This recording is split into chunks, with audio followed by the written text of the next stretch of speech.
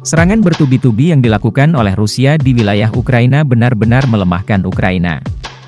Seorang pensiunan Jenderal Angkatan Darat Prancis yang juga pemimpin redaksi Revue Défense Nationale Jérôme Pellistrandi mengatakan, kini Kiev sedang dituntun menuju jebakan Moskow di mana nantinya mereka harus memilih kehilangan serdadu atau kehilangan wilayah. Gerakan ofensif yang dilakukan pasukan Vladimir Putin membuat kerusakan yang nyata di kubu lawannya.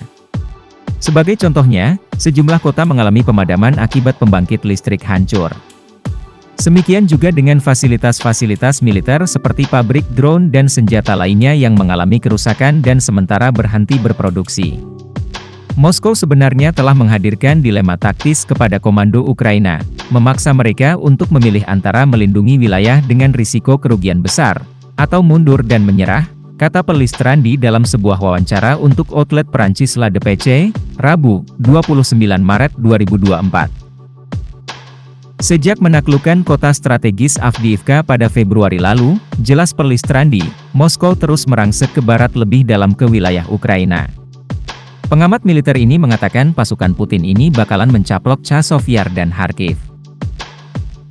Selain Avdiivka, Moskow juga telah merebut kota Krasnoe, dikenal di Ukraina sebagai Ivanivske, sebelah barat Artyovsk, Bakhmut.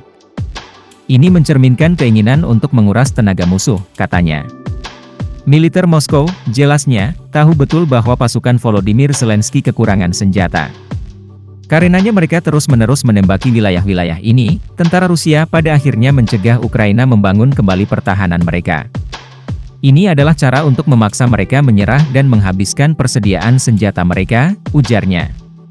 Sebelumnya, Menteri Pertahanan Rusia Sergei Shoigu mengatakan militer Rusia mendorong Ukraina mundur dan tidak mengizinkan mereka memperkuat posisi pertahanan baru.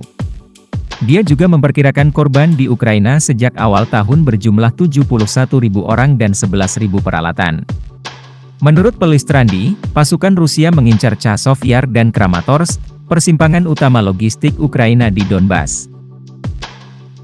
Kerugiannya akan menjadi dramatis bagi Kiev dan menimbulkan kesulitan strategis dan logistik yang serius, katanya. Kharkov juga mendapat pemboman besar-besaran pekan lalu, kata Pellistrandi, seraya menambahkan bahwa Ukraina berada dalam posisi bertahan di seluruh lini depan dan sangat membutuhkan lebih banyak amunisi. Bombardir di infrastruktur vital.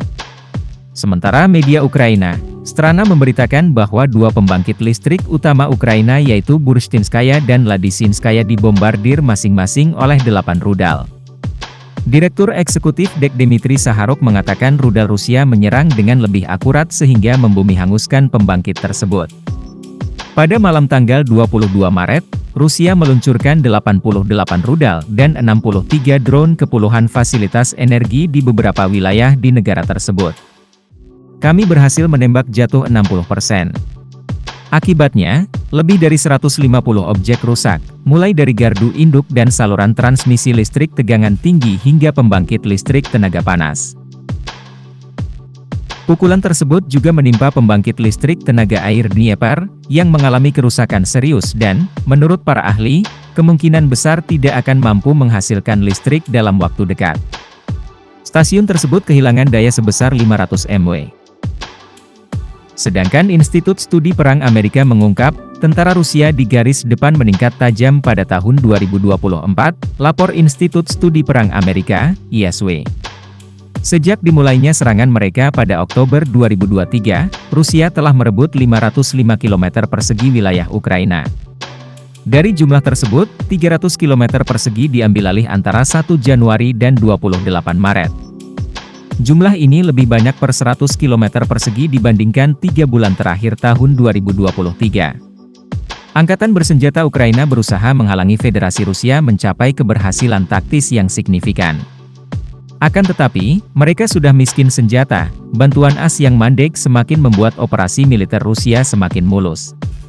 Menurut para ahli, Ukraina dapat mengatasi kerentanan ini jika menerima bantuan militer as secara tepat waktu dan merekrut lebih banyak orang.